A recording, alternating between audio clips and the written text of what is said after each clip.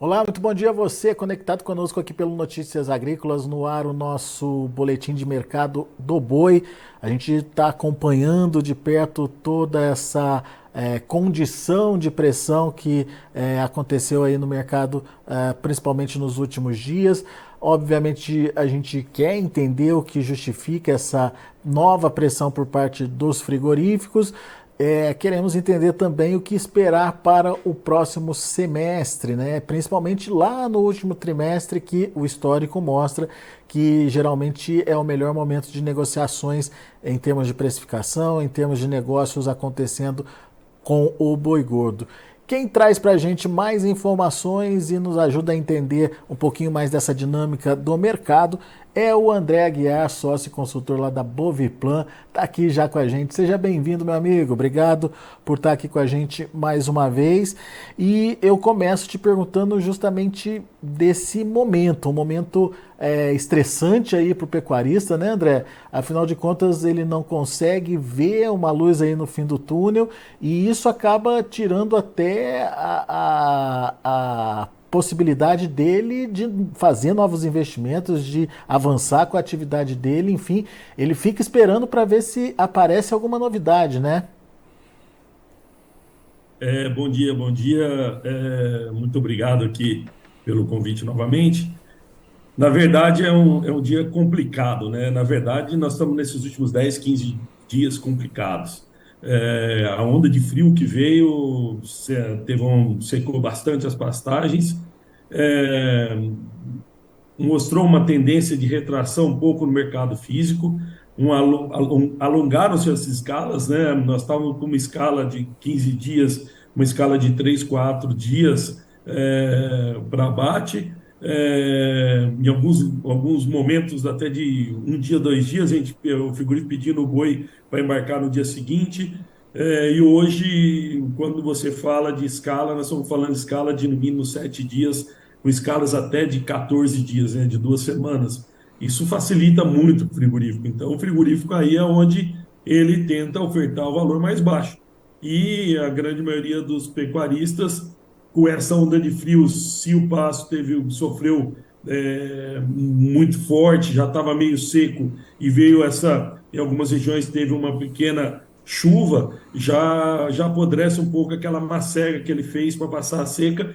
Isso pode inviabilizar segurar os animais. E isso acaba tendo uma nova onda de liberação de animais de pastagem. E isso eu acho que é o que está acontecendo nesse momento.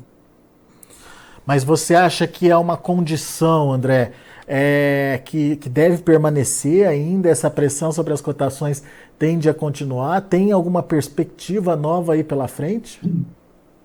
Olha, nós estamos já no final de julho, né?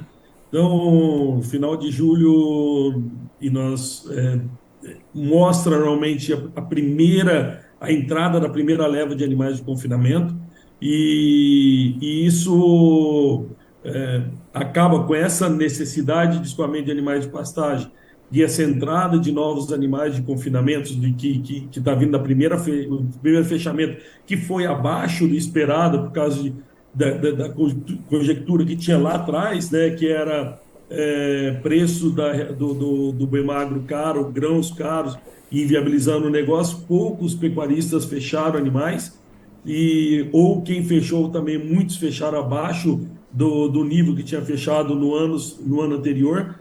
Então, mesmo assim, a gente acha que a perspectiva agora é um pouco atravancada para conseguir recuperar preço no mercado físico.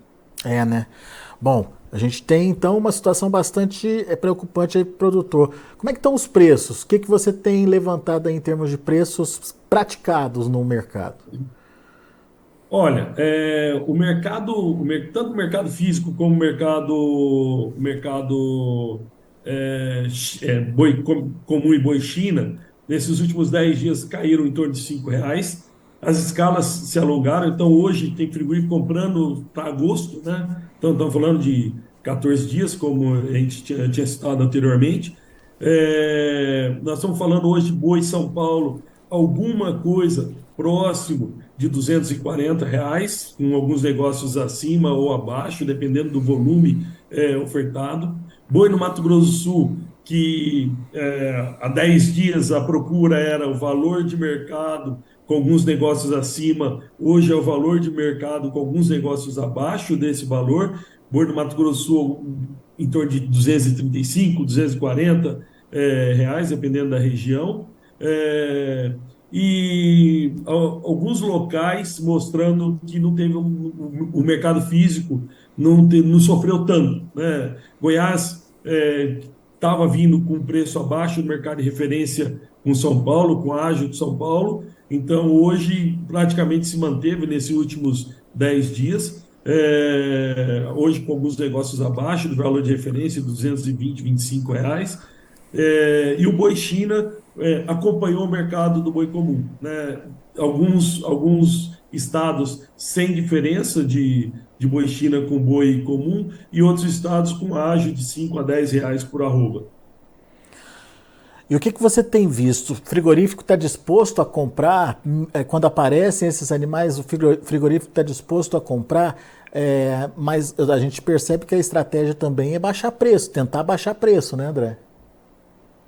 Então, o mercado agora, na primeira quinzena de julho, né, de exportação, deu um volume, tanto em carne como financeiro, abaixo do que aconteceu na primeira quinzena do ano passado, né? Então, isso daí mostra um pouco como que o frigorífico vai atuando ao longo do mês na compra desses animais.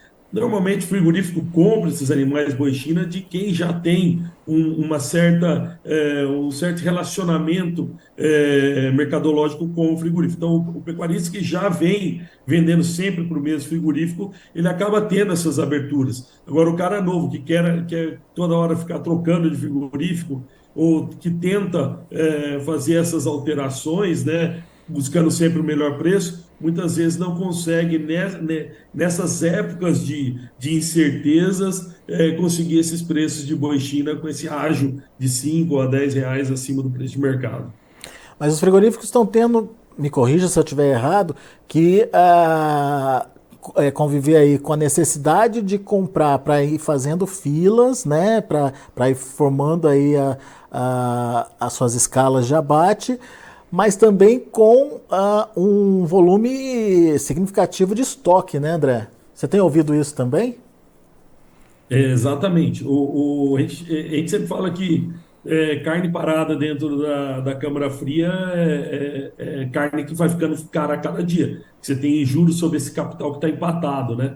Então, quando você acaba acumulando carne dentro do frigorífico, nas câmaras frias, você força baixar o preço do mercado físico para tentar fazer um preço médio dessa arroba ou desse quilo de carne comprado, né, pelo frigorífico.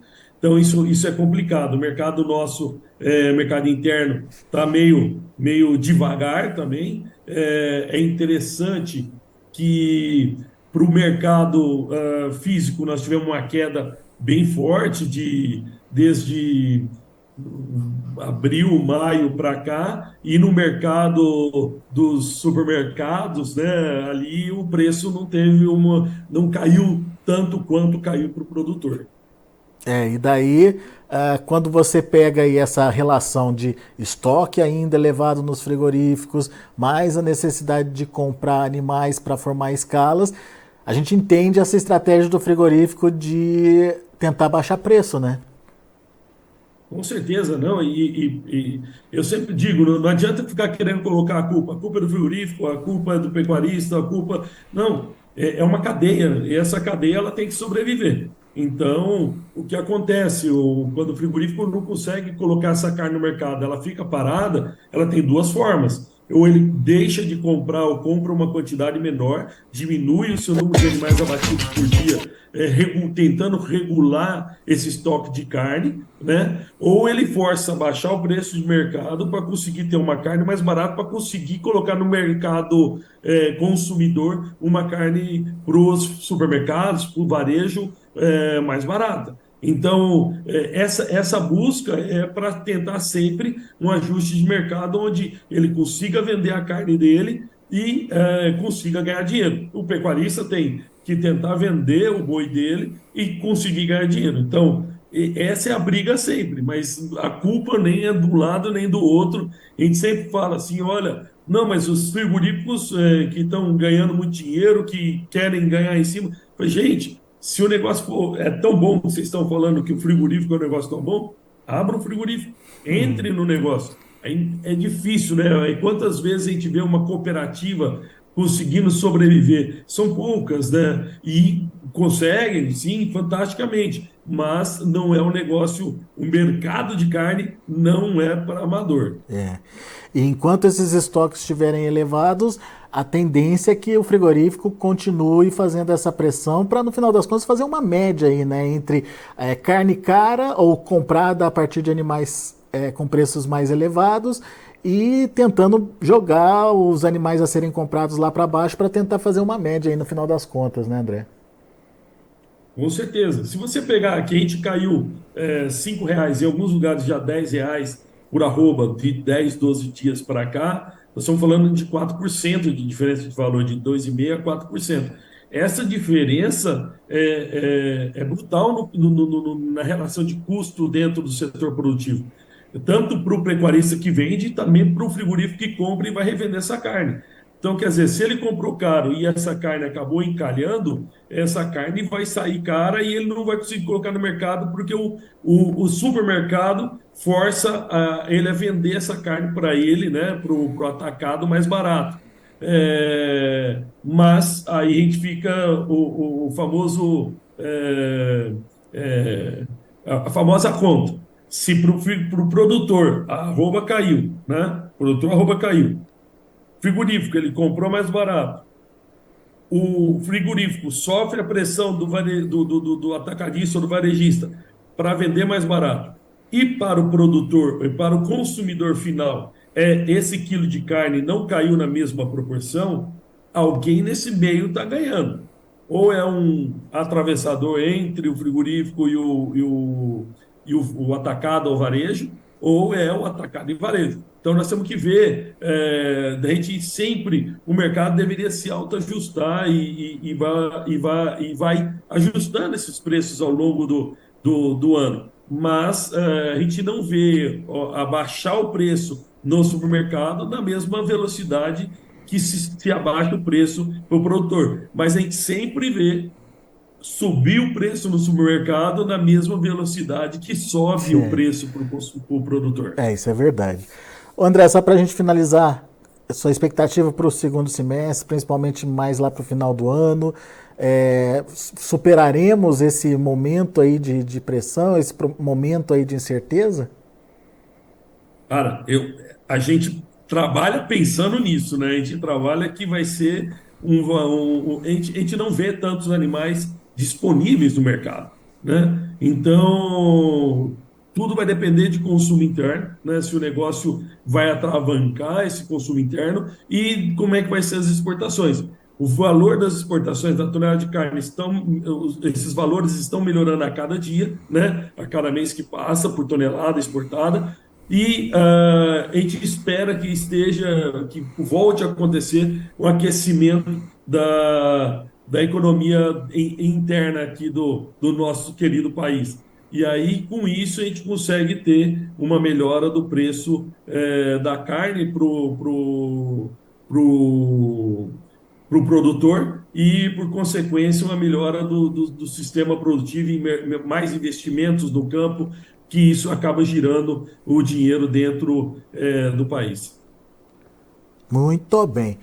Meu caro André Aguiar, muito obrigado, viu, pela sua participação conosco aqui no Notícias Agrícolas. Sempre bom te ouvir. Volte sempre, André. Muito obrigado, um grande abraço. Valeu, abraço para você também.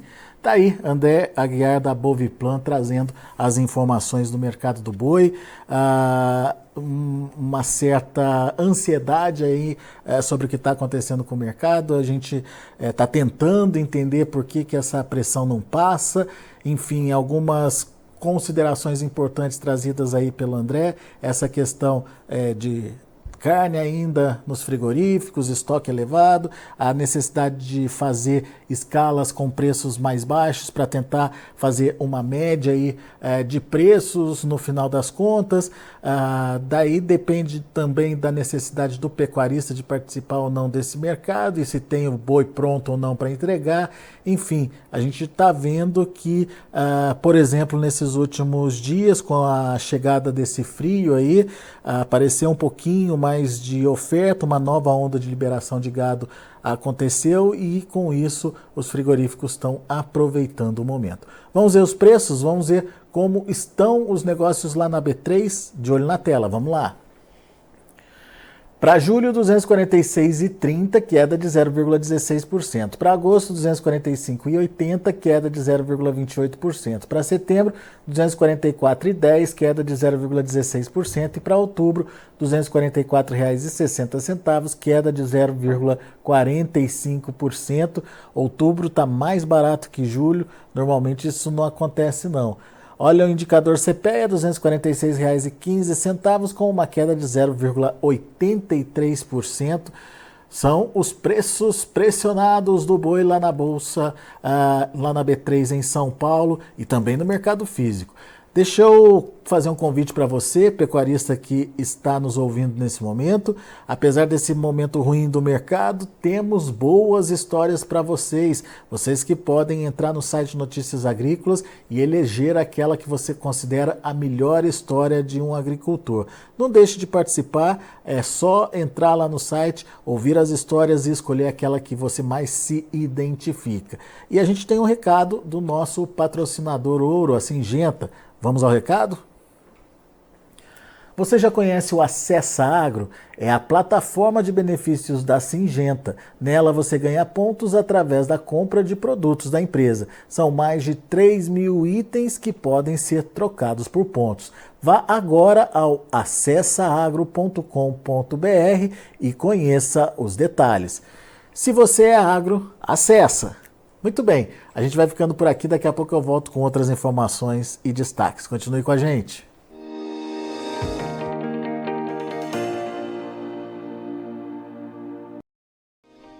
Se inscreva em nossas mídias sociais. No Facebook, Notícias Agrícolas. No Instagram, @Notícias Agrícolas. E em nosso Twitter, @Norteagri. E para não perder nenhum vídeo, não se esqueça de nos acompanhar no YouTube e na Twitch, Notícias Agrícolas Oficial.